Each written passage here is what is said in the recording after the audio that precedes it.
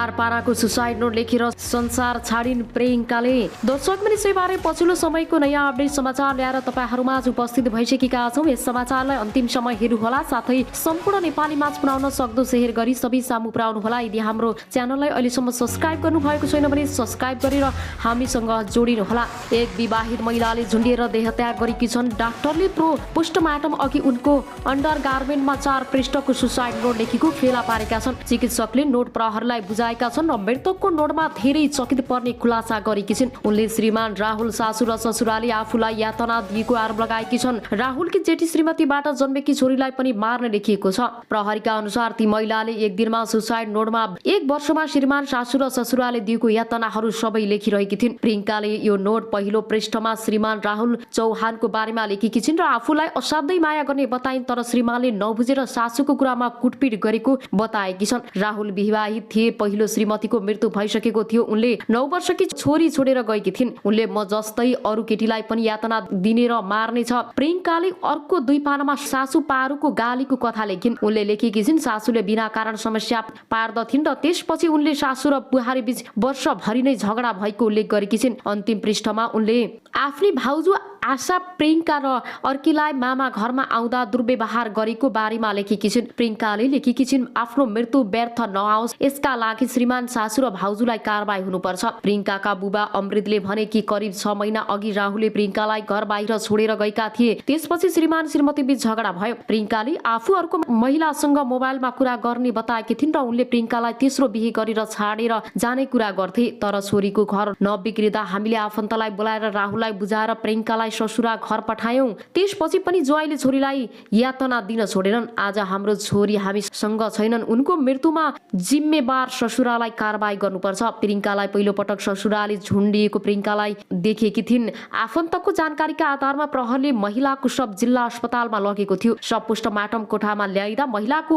इन्टरगार्मेन्टमा suicide note फेला पारेको थियो। उनका श्रीमान राहुल चौहान नगरपालिकामा लखेड्न थाल्यो। त्यतिबेला उनी ड्युटीमा थिए। प्रहरीले सासू इलाका प्रहरीका श्रीमान राहुलसँग सोधपुछ गरे पनि कुनै समस्या आएन। दोस्रो दिन बुधबार पनि महिलाको शव पोस्टमार्टमका लागि जिल्ला अस्पतालमा शिशिका राखिएको थियो। त्यहाँ पोस्टमार्टम गरिएका त्यही क्रममा उनलेको भेटले उर्मिलामाथि आक्रमण भयो। उनले ज्यान जोगाउन सकिन पारेका छन्, जसलाई उनले प्रहरीलाई बुझाएका थिए। प्रहरीका अनुसार सुसाइड उर्मिला नवदिको हातबाट मारिन्। जोडीले श्रीमान राहुल र सासू जोगाउन सकिनन्। दुर्व्यवहार गरेको आफैले उर्मिलालाई किसिदानमा 1 वर्ष अघि मात्रै मोटरसाइकलमा हालेर अस्पताल पठाए। प्रियङ्का उनीहरू उर्मिला अचेत थिइन्। प्रहरीको साथमा प्रहरीले नवविवाहित जोडीको देहत्यागबारे अनुसन्धान घोषणा गरेको छ। प्रहरी अधिकारीहरूले उर्मिला बाँच्ने आश पहिले गुमाइसकेका थिए। 2076 सालमा प्रहरी सेवामा प्रवेश गरेकी उर्मिलाको 6 महिना अघि मात्रै प्रहरी जवान नवीन श्रेष्ठसँग विवाह भएको थियो। खोटाङ माइतीघर भएकी उर्मिलाको विवाहपछि घर उदयपुर हो। उनका श्रीमान इलाममा कार्यरत थिए। उर्मिलाका दाइ पनि प्रहरी सेवामा मोरङ कार्यरत छन्। अब आउनुहोस् अर्को समाचारतर्फ लागौं।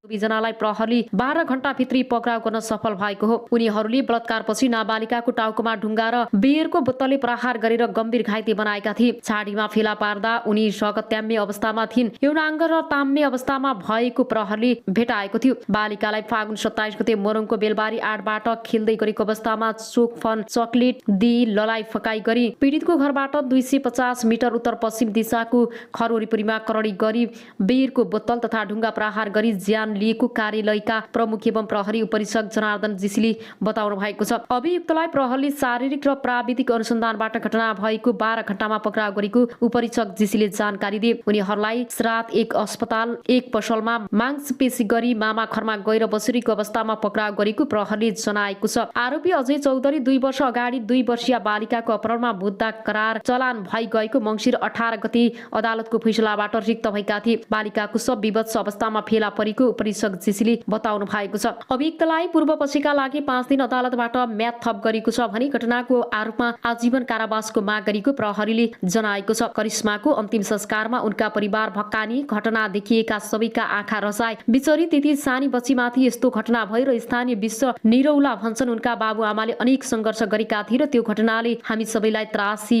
दिएको छ।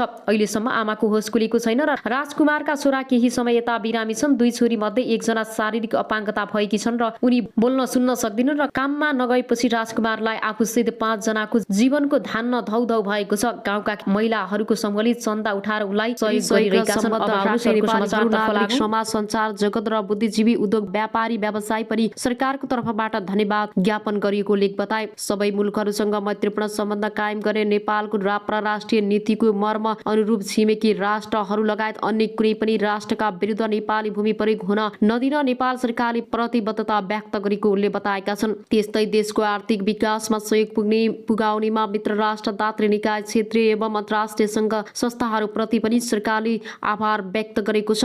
बैठकले विभिन्न प्रसारण लाइन आयोजनाको लागि जग्गा प्राप्त गर्ने र प्रारम्भिक कारबाही चलाउने अधिकारी तोक्ने निर्णय गरेको छ। विशेष अदालतको अध्यक्षमा उच्च अदालत पाटनका न्यायाधीश श्रीकान्त पौडेल र सदस्यहरूमा न्यायाधीशहरू रमेश कुमार पोखरेल र यमुना भट्टराई, शालिग्राम कोइराला र बलभद्र वास्तुला र खुशी प्रसाद थारूलाई तोक्ने निर्णय गरिएको छ।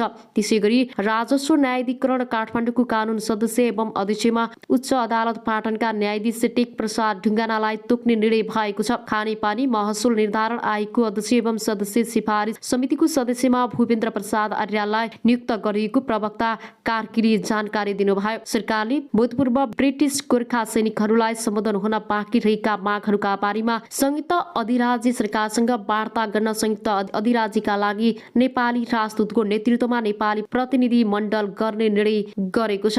अब आउनुहोस् अर्को समाचारतर्फ लागौं। अमेरिकाबाट जहाज चढेर नेपाल आइपुगी 7वटा साँढे। अमेरिकाको सिकुबाट प्लेन चढाएर ल्याएको 7वटा साँढे 3 दिनको हवाई यात्रापछि शुक्रबार काठमाडौँ आइपुगेका छन्। गाईको नस्ल सुधार तथा दूध विकासका लागि कृषि तथा पशुपक्षी विकास मन्त्रालयले खरिद गरेको 7वटा साँढे नेपाल आइपुगेका हुन्। 23 फेब्रुअरी अर्थात् 11 फागुनमा अमेरिकाको सिकागोबाट हिँडाइएको उक्त साँढेहरू कतारको राजधानी दोहा, भारतको राजधानी नयाँ दिल्ली विमानस्थल हुँदै 3 दिनको जहाज यात्रामा काठमाडौँ अन्तर्राष्ट्रिय विमानस्थल आइपुगेको मन्त्रालयले अन्तर्गतको नेपाल लाइभ स्टर सेक्टर र नोभेम्बर आयोजनाले जनाएको छ।